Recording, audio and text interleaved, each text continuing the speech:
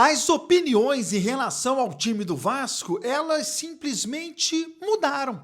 Após o Vasco despachar o Fluminense e conseguir ser superior ao Corinthians na Arena Itaquera. Algumas opiniões até interessantes. Eu vou colocar nesse vídeo 3. Do Rica Perrone, do PVC e do José Ilan, que falou até que o Vasco era o patinho feio. Segura aí. Beleza pura, povão vascaíno? Que bom ter você de volta aqui no meu canal, que a cada dia cresce graças ao seu like. Deixe o seu joinha aí, se inscreva no canal, ative as notificações. Juntos, vamos chegar na marca dos 100 mil. Eu vou rodar a vinheta e na volta é hora do Vasco.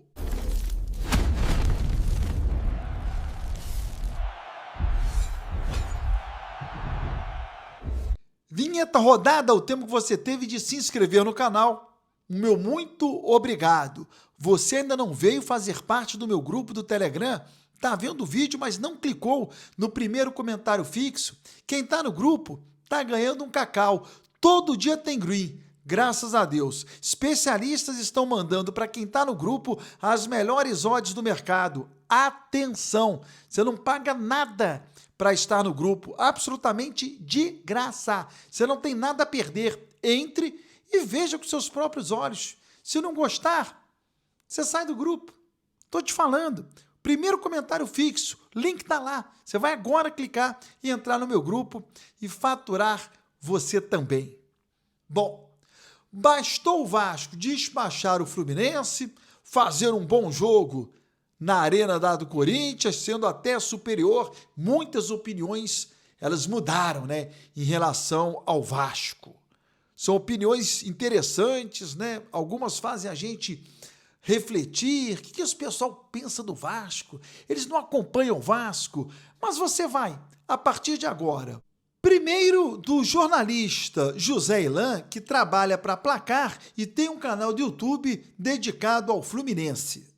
Eu afirmo que antes do início da semifinal da Copa do Brasil, o Vasco era o patinho feio dos quatro. O Vasco não era favorito contra o Botafogo. Tinha Fluminense, mas estamos falando só de semifinal. Lá atrás. Tá? Fluminense, Cruzeiro, Corinthians e Vasco. Se alguém fosse apostar antes de iniciar a semifinal da Copa do Brasil, tirando os vascaínos, eu acho que a maioria absoluta ia botar o Vasco como quarto favorito entre os quatro. E ele agora está muito próximo, está a um passo de ser o campeão. Faltam 90 minutos, eu acho que tem jogo, vai ser outro jogo. O Corinthians ontem não jogou bem, foi muito mal, inclusive. Vi corintiano dizendo que foi um dos piores jogos da temporada do Corinthians. Não acredito que vão jogar tão mal assim no Maracanã. Mas em casa, o Vasco tem muito mais força do que teria ontem, né? Eu quero aqui a sua opinião. Deixa aqui o seu comentário. Quero lembrar a você que tem o sonho de ter uma casa nos Estados Unidos por temporada, durante a Copa do Mundo, ou casa própria para investir ou para morar. Estou deixando na descrição o link para que você possa realizar este seu sonho. Passear nos Estados Unidos, nos parques da Disney, no conforto de uma casa. Estou deixando o link na descrição. Antes do Rica Perrone, PVC também comentou sobre o Vasco após o jogo de ontem.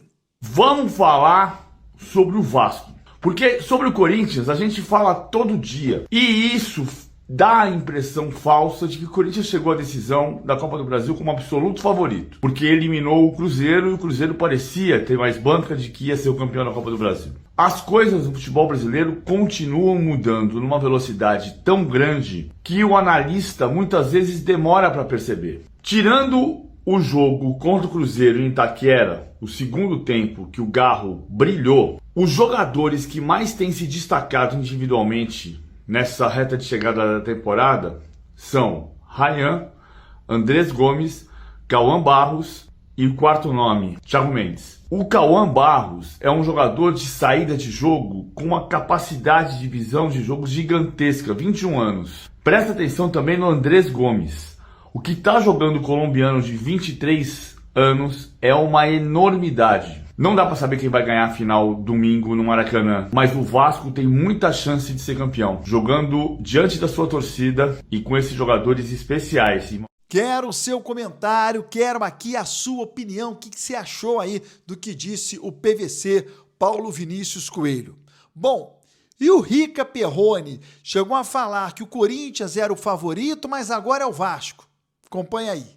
Corinthians 0, Vasco 0, primeiro jogo da final da Copa do Brasil. Não foi um jogaço espetacular, mas foi um jogo bem diferente, eu acho, do que a maioria das pessoas imaginavam, né? O Dorival resolveu colocar o Garro no time. Para colocar o Garro no time, ele desfez ali uma parte do time que ele tinha usado para bater o Cruzeiro, principalmente em Belo Horizonte. Voltou com o Garro. Para voltar com o Garro, ele teve que botar o Bidon um pouco mais no meio, tirou o Carille. Enfim, o time do Corinthians deu uma mudada, a bola não chegou, e o Vasco, aquele dinizismo que a gente gosta, né, tomou a iniciativa do jogo, pegou a bola, botou no chão e falou, vou jogar, foda-se, se é no estado do Corinthians, onde é que é e tal.